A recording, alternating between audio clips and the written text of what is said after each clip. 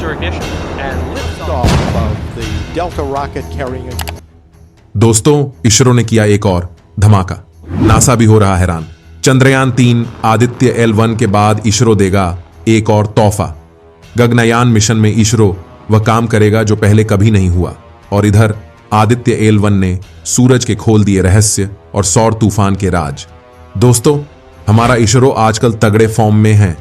आप सभी जानते हैं कि हाल ही में भारत ने ऐतिहासिक कारनामा करते हुए चंद्रयान 3 की ऐतिहासिक लॉन्चिंग और लैंडिंग कर पूरी दुनिया की स्पेस एजेंसियों के कान खड़े कर दिए थे। उसके बाद बैक टू बैक मिशन करते हुए इसरो ने अपने महत्वाकांक्षी मिशन आदित्य L1 को लॉन्च किया, जो अपने निर्धारित पॉइंट पर पहुंच चुका है और अपना काम शुरू भी कर चुका है। दोस्तों, अभी इसरो के पास ऐसे कई मिशन हैं जो भारत की स्पेस एजेंसी इसरो को दुनिया का सफलतम एजेंसी बना देने का दम रखते हैं। इसकी लिस्ट बहुत लंबी है, लेकिन इस लिस्ट में जो सबसे बड़ा मिशन है और जिस मिशन से दुनिया में भारत का बड़ा नाम हो सकता है, वह है गगनयान मिशन। दोस्तों, कहने के लिए तो भारत के 3 स्पेस यात्री स्पेस की यात्रा कर वापस सकुशल आ जाएंगे, लेकिन उसके बाद जो प्लान भारत के वैज्ञानिकों ने सोचा है, वह भारत को काफी अमीर बना सकता है। अब आप सवाल करेंगे कि आखिर इस मिशन के बाद ऐसा क्या होने वाला है जिससे दुनिया भर के लोग भारत के इसरो का लोहा मान जाएंगे। तो दोस्तों, वीडियो को अंत तक देखिएगा। आज हम बहुत अहम जानकारी लेकर उपस्थित हुए हैं। क्या आपको पता है कि आने वाला वक्त स्पेस का ही है? स्पेस में ही वॉर छिड़ेंगे और स्पेस से ही दुनिया के देशों के बीच जंग होगी। इसलिए भारत भी स्पेस की रेस में पीछे नहीं रहना चाहता। इसीलिए भारत का इसरो जल्द ही ऐसी लॉन्चिंग और मिशन करने वाला है जिसके बारे में आपने कभी भी सोचा नहीं होगा। आज के इस वीडियो में हम आपको इसरो की तरफ से आए 2 दमदार अपडेट्स की जानकारी देंगे। साथ ही आपको इसरो के उस प्लान की जानकारी देंगे जिससे इसरो पर डॉलर की बारिश शुरू हो जाएगी। लिहाजा इसरो के सपोर्ट में इस वीडियो पर एक लाइक जरूर कर दीजिएगा। सबसे पहले बात करते हैं कि इसरो ने गगनयान मिशन को लेकर कौन सा नया ऐलान किया है जिससे पूरी दुनिया की स्पेस एजेंसियों की नजरें भारत पर टिक चुकी हैं। इंसान से पहले रोबोट को अंतरिक्ष में भेजेगा इसरो। दोस्तों, इसरो नहीं चाहता कि उसके इतिहास का सबसे अहम प्रोजेक्ट गगनयान मिशन फेल हो जाए या फिर जरा भी इसमें कोई गलती हो, क्योंकि इसमें जो अंतरिक्ष यात्री जा रहे हैं उन्हें वापस भी सुरक्षित लाना है और इसी पर टिका है भारत का भविष्य का मिशन, यानी कि स्पेस टूरिज्म। जरा सी गलती भारत के मिशन को फेल कर सकती है।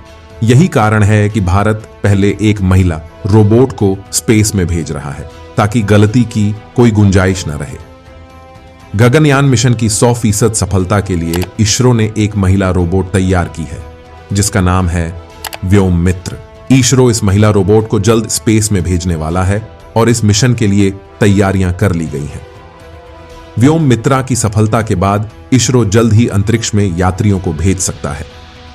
गगनयान मिशन अगले साल यानी कि 2025 के लिए शेड्यूल है।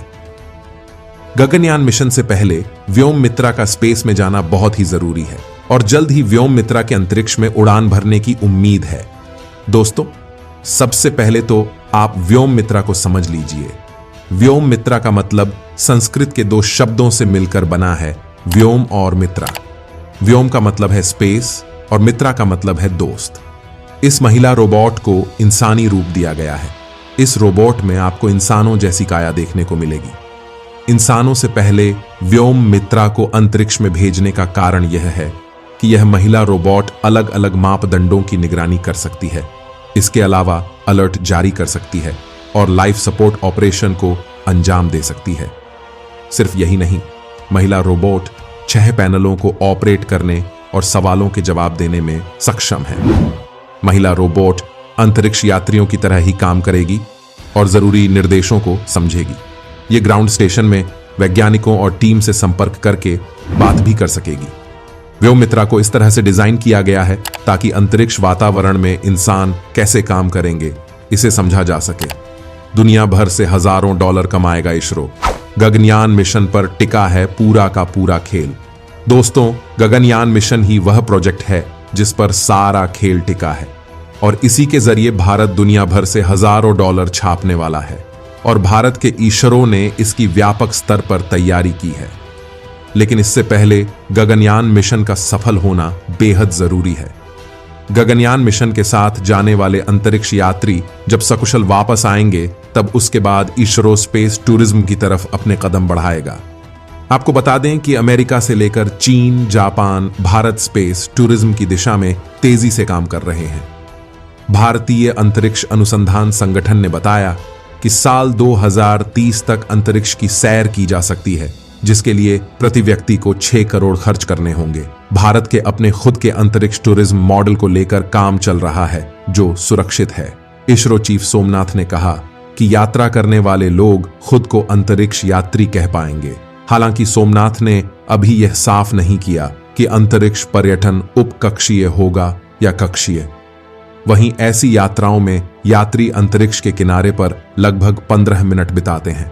केंद्रीय राज्य मंत्री विज्ञान व टेक्नोलॉजी, परमाणु ऊर्जा और अंतरिक्ष विज्ञान मंत्री डॉक्टर जितेंद्र सिंह ने फरवरी में राज्यसभा में एक प्रश्न के लिखित उत्तर में जवाब दिया कि इसरो ने भारत के उपकक्षीय अंतरिक्ष पर्यटन के लिए व्यवहारिक अध्ययन करना शुरू कर दिया है। एरोस्पेस इंजीनियर और वित्तीय विश्लेषक डेनिस टीटो 2001 में 60 वर्ष के थे, जब वह पहले भुगतान करने वाले अंतरिक्ष पर्यटक बने। उन्होंने अंतरिक्ष यान पर उड़ान भरने और अंतरराष्ट्रीय अंतरिक्ष स्टेशन पर 1 सप्ताह बिताने के लिए रूस को $20 मिलियन का भुगतान किया था। तब से ब्लू ओरिजिन, वर्जिन गैलेक्टिक और स्पेस एक्स समेत कई कंपनियों ने लगभग $4.5 लाख से उपकक्षीय अंतरिक्ष उड़ानों पर टिकट के साथ अंतरिक्ष में भ्रमण की पेशकश शुरू कर दी है। दोस्तों, अब आपको चंद्रयान 2 के ऑर्बिटर की एक और कामयाबी से रूबरू कराते हैं, जिसने धधकते सूर्य के कई राज खोले। भारत के चंद्रयान 2 के नाम एक और सफलता रिकॉर्ड किए 1400 से ज्यादा रहस्यमय सौर तूफान। चंद्रयान 2 का ऑर्बिटर लगातार काम कर रहा है और स्पेस में इसरो के लिए नए नए राज खोल रहा है। अब इसी ऑर्बिटर ने धधकते सूर्य का एक और बड़ा राज खोला है। भारत के चंद्रयान 2 चंद्रमा ऑर्बिटर ने भारी तादाद में रहस्यमय सोलर फ्लेयर का पता लगाते हुए इनको लिस्टेड कर दिया है। इस नए खुलासे ने सूर्य के वायुमंडल से आने वाले रहस्य, धीमी गति से बढ़ने वाले और अत्यधिक गर्म विस्फोट की एक सूची बनाई है। इससे पता चलता है कि इन अजीब तरह की सुस्त चमक की पर्याप्त मात्रा, जो पहली बार 19 के दशक में खोजी गई थी, एक गहरी जांच की इसमें जरूरत है। धीमी गति से बनने वाली सोलर फ्लेयर की सबसे व्यापक सूची से पता चलता है कि ये सभी तेज नहीं होती। आपको बता दें कि सोलर फ्लेयर ऊर्जा के विस्फोट हैं, जो तब घटित होते हैं जब सूर्य की चुंबकीय क्षेत्र रेखाएं क्रॉस करती हैं या फिर टूट जाती हैं और अंधेरे स्थानों के आसपास फिर से जुड़ जाती हैं। इनको सनस्पॉट कहा जाता है। यह रेडिएशन अगर तेज हो तो उपग्रहों को नुकसान पहुंच सकता है। यहां तक कि पृथ्वी पर बिजली और संचार बुनियादी ढांचे को भी यह प्रभावित कर सकता है। चंद्रयान 2 के लूनार ऑर्बिटर का उपयोग करते हुए शोधकर्ताओं की टीम ने 3 साल में धीमी गति से बढ़ने वाली ऐसी 1400 ज्वालाओं का पता लगाया है। इससे पिछले 40 वर्षों के सौर अध्ययन के दौरान पाई गई लगभग 100 धीमी ज्वालाओं की सूची में एक अहम इजाफा हुआ है। साल 2000 के दशक की शुरुआत से ही सोलर फिजिक्स कम्युनिटी में इस बात पर आम सहमति थी कि ज्यादातर सोलर फ्लेयर तेजी से बढ़ती तीव्रता वाली होती है, इसके बाद धीमी गति से क्षय होता है। लेकिन इस शोध से पता चला कि सभी सौर ज्वालाएं उस पैटर्न का पालन नहीं करती। इस शोध टीम को कैलिफोर्निया विश्वविद्यालय के अरविंद भारती वल्लभ डिएगो ने लीड किया है। दोस्तों, इसरो की इस शानदार सफलता और गगनयान मिशन को लेकर आप जो कुछ भी कहना चाहते हैं, हमें कमेंट में लिखकर जरूर बताइएगा। धन्यवाद। जय हिंद, जय भारत।